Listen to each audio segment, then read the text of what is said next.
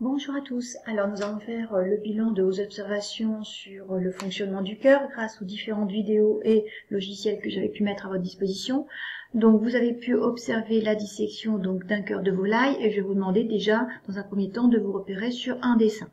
Donc ce que vous pouvez repérer tout de suite sur ce dessin du cœur, c'est effectivement la présence des vaisseaux sanguins ici dans la partie supérieure. Alors je vais les prendre ici, voilà, ce sont les vaisseaux sanguins. Ensuite, il s'avérait que je vous demandais de retrouver la partie supérieure et la partie inférieure. Pas de difficulté, ça c'est la partie élargie, c'est la partie supérieure. La partie étroite, c'est la partie inférieure. Et ensuite, comme là, la vue, c'est la vue du cœur de quelqu'un qui se trouve en face de nous, donc c'est inversé par rapport à nous. Donc ici, c'est sa gauche et ici, c'est la partie droite.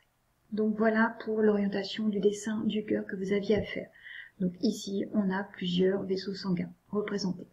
Donc ça, c'est la partie externe. Alors maintenant, on imagine la réalisation d'un schéma fait par un élève qui représente ce que l'on pouvait voir à l'intérieur du cœur. Voilà ce que vous aviez en petit rappel sur l'intérieur du cœur à la suite de la dissection. Alors voilà, donc effectivement, nous avons donc ici les vaisseaux sanguins qui sont représentés de façon très schématique.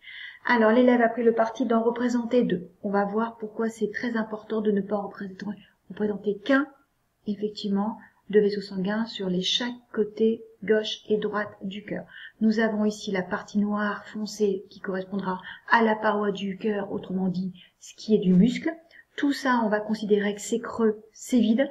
Alors bien sûr, c'est un schéma, c'est exagéré par rapport à ce qu'on a vu au niveau donc de la coupe du cœur, mais ça représente exactement de quoi est fait le cœur. Nous avons la partie ici qui sépare la partie droite de la partie gauche du cœur, c'est ce qu'on va appeler la cloison.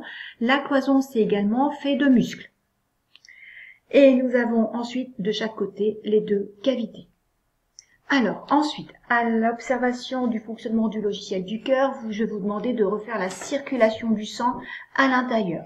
Alors, vous avez pu remarquer que dans l'animation, la circulation du sang était représentée en rouge pour la partie gauche, en bleu pour la partie droite.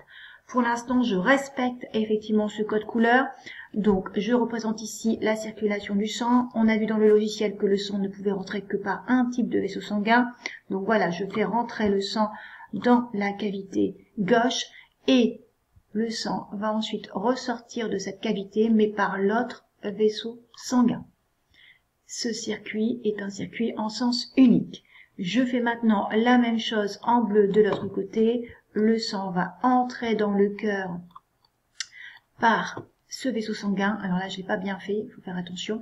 Et ensuite, le sang va pouvoir ressortir par l'autre vaisseau sanguin. C'est pareil, c'est une circulation en sens unique au niveau du cœur. Et on voit que les deux circulations du sang dans les deux cavités ne se mélangent jamais du fait de cette cloison. Donc voilà ce qu'il fallait comprendre pour votre activité numéro 23. Voici donc le bilan que je vous propose dans la leçon. Je vous ai mis en lien les deux vidéos que vous aviez dans l'activité numéro 23 sur le site de la cuisinière. Je vous ai remis les deux dessins et schémas réalisés également sur cette activité. Et enfin, donc, le rôle du cœur. Le cœur, c'est un muscle, mais un muscle particulier puisqu'il est creux. Il est cloisonné aussi en deux grandes cavités.